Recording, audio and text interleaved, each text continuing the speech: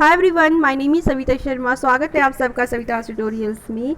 इस वीडियो में बीपीएससी 131 जो कि इग्नू बैग स्टूडेंट्स के लिए सब्जेक्ट कोड है पॉल साइंस का, इसका लेसन टू में से एक इम्पॉर्टेंट क्वेश्चन डिस्कस करेंगे इस वीडियो में। लेसन 2 से 2 क्वेश्चंस ऑलरेडी मैं डिस्कस कर चुकी हूँ।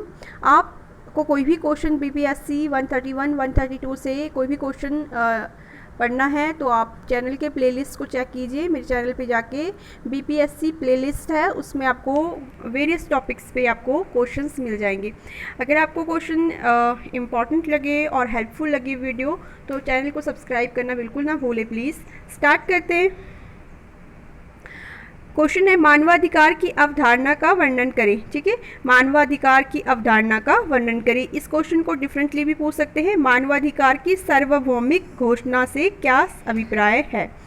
तो मानवाधिकार या अधिकार, मानव के अधिकार, इससे रिलेटेड कोई भी क्वेश्चन आता है आप सेम लिख सकते हो आंसर।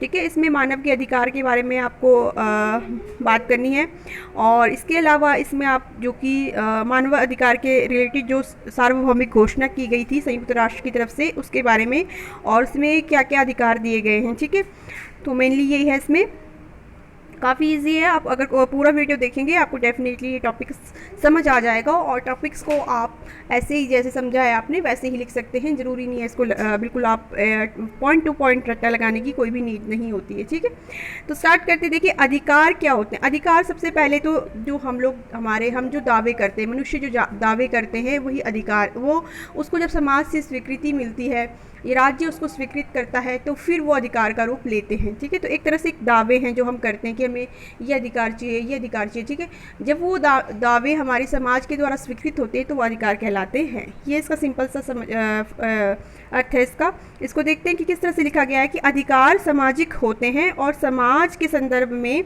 ये सामाजिक संदर्भ में है क्योंकि उनका जन्म समाज की उत्पत्ति से पहले नहीं था और उनका जन्म समाज में ही हुआ है। मतलब जो अधिकार है उसको समाज ही स्वीकृति देता है, इसीलिए सामाजिक होते हैं ये अधिकार। ठीक है, और अगर अधिकारों को समाज से स्वीकृति नहीं मिलती है तो वे अधिकार नहीं कहलाते। अगर कोई चीज़ अधिकार है तो इसका मतलब ये है कि उनको समाज की स्वीकृति प्राप्त है और उनका जन्म समाज के साथ ही होता है। ठीक है, अधिकार सामाजिक इसलिए भी है क्योंकि अधिकार कभी भी समाज के विरुद्ध नहीं होते हैं। ठीक है, मतलब जो भी समाज के सभी के लिए उपयोगी होगा वही अधिकार कहलाते हैं। अधिकारों का प्रयोग करते समय ध्यान रखना होता है कि अधिकार दूसरे व्यक्ति को भी उतने ही हैं,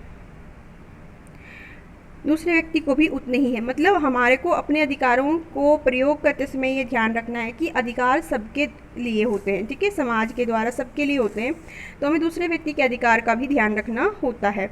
अधिकार सामाजिक दावे हैं, ये दावे जब समाज द्वारा स्वीकृत होते हैं तभी ये अधिकार कहलाते हैं। ठीक है, अतः मानवाधिकार की धारणा का अर्थ, अब हम अधिकार तो हमें समझ आ गया। अब मानवाधिकार का मतलब है कि जो मानव के अस्तित्व के साथ जुड़ा है, मानव की प्रकृति के साथ, आप मनुष्य है तभी आपको अधिकार प्राप्त है। ठीक है, मानवाधिकार की धारणा करते कि मानव समुदाय का प्रत्येक सदस्य, ठीक है, अपनी मानवीयता के कारण कुछ मौलिक अधिकार रखता है। मनुष्य होने के नाते हमें अधिकार दिए गए हैं। इसे रामफल ने कहा है कि, मतलब जो राजनीति के विचारक है रामफल, उन्होंने कहा है कि मानवाधिकारों का जन्म मनुष्य के लिए नहीं बल्कि मनुष्य के साथ हुआ है। ठीक है, तो ये नहीं कि जो मानवाधिकार है उनका जन्म मनुष्य के लिए हुआ, नहीं, बल्कि मनुष्य के साथ ही मानवाधिकार का जन्म हो चुका है। इतना मतलब ये कनेक्टेड है एक दूसरे से। ये मानवाधिकार इसलिए है क्योंकि मनुष्य को इसलिए प्राप्त है क्योंकि वे मनुष्य, जैसे कि मैंने आपको पहले ही बताया है कि मानवाधिकार आपको इसलिए प्राप्त है, मुझे इसलिए प्राप्त है क्योंकि मैं मनुष्य हूँ।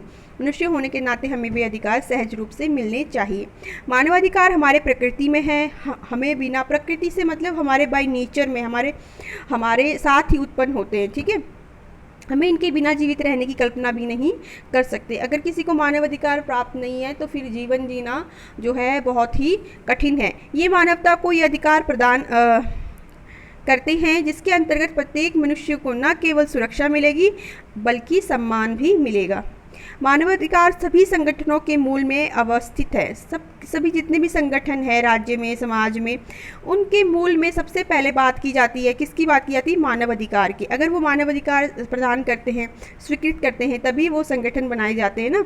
यह अधिकार संयुक्त राष्ट्र के संयुक्त चार्टर में भी स्थित है। मानवाधिकार इतने इंपॉर्टेंट है कि इसको संयुक्त राष्ट्र ने अपनी चार्टर में, संपूर्ण चार्टर में इसको रखा है। संयुक्त राष्ट्र की प्रस्तावना जो सबसे पहला पेज होता है, ठीक है, उसमें मानवाधिकार जैसे मानव गौरव व मूल्य, स्त्री व पुरुष के समान, ये सारे मानवाधिकार हैं। मानव के गौरव व मूल्य, स्त्री व पुरुष के समान अधिकार, छोटे तथा बड़े सभी राष्ट्रों के प्रति समानता का अधिकार आदि के प्रति वचन संकल्प लिया गया है। तो जो संयुक्त राष्ट्र की प्रस्तावना का चार्टर है, उसमें जो है मानवाधिकार की बात की गई है। जैसे कि कौन कौन से मानवाधिकार, जैसे कि जो मानव के मूल्य है, जो हमारे वैल्यूज़ है, हमारे संस्कार हैं, उनकी बात की गई है। स्त्री पुरुष के समान अधिकारों की बात की गई है। छोटे बड़े सभी राष्ट्रों के प्रति समानता, ये अधिकार दिया गया है। इसके प्रति क्या किया है? संकल्प लिया गया है। चार्टर के कुछ अनुच्छेद, अब चार्टर में कुछ अनुच्छेद सम्मिलित किए गए हैं। जैसे कि आप अनुच्छेद का वर्णन कर सकते हैं।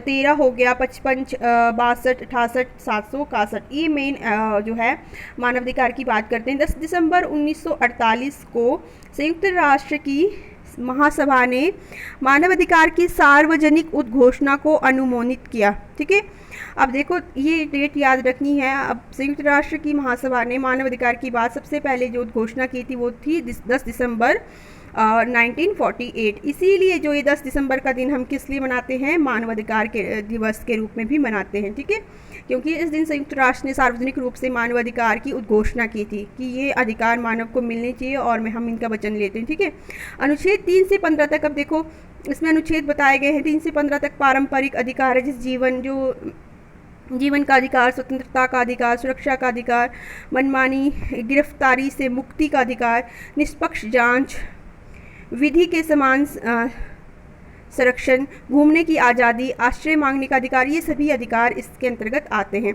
इसके अलावा अनुच्छेद 16 से 21 में स्त्री पुरुष के बीच समानता का अधिकार, विवाह का अधिकार, परिवार बनाने का अधिकार, ये सभी अधिकार सम्मिलित हैं।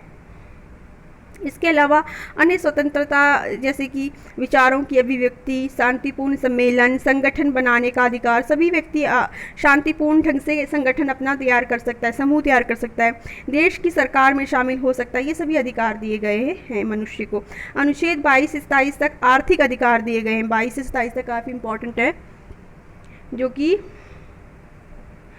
आर्थिक अधिकार है, जिसमें काम का अधिकार, बेरोजगारी के विरुद्ध प्रदर्शन, न्यायपूर्ण पारिश्रमिक संघ बनाने का अधिकार, विश्राम व अवकाश का अधिकार, ये सभी अधिकार सम्मिलित हैं। इस तरह से मानवाधिकार की सार्वजनिक उद्घोषणा असल में मानवाधिकारों के अंतर्राष्ट्रीय प्रपत्र का प्रथम भाग है। पहले पेज पे ही ये सब दिया गया है। ठीक है, और निष्कर्ष में हम दे सकते हैं इसमें कि अधिकार व्यक्ति से संबंध रखते हैं, क्योंकि व्यक्ति को पर्टिकुलरली ये दिए जाते हैं समाज के द्वारा, उसके व्यक्तित्व के विकास में सहायक होते हैं। ये अधिकार न्यायपूर्ण हक है एक तरह से। ठीक है, अधिकार समाज में जन्म लेते हैं, अतः समाज से पहले, क्योंकि समाज में ही जन्म लेते हैं ना अधिकार, इसीलिए समाज से पहले, समाज से ऊपर, समाज के विरुद्ध कोई भी अधिकार नहीं हो सकते। इस तरह से आप अधिकार को डिफाइन कर सकते हैं। मानवाधिकार में कितना इजी तरीके से आपका हो जाता है। आई होप आपके लिए वीडियो यूज़फुल रहा हो, आपको अंडरस्टैंड हुआ हो, तो एक लाइक और सब्सक्राइब ज़रूर कीजिएगा। Thank you.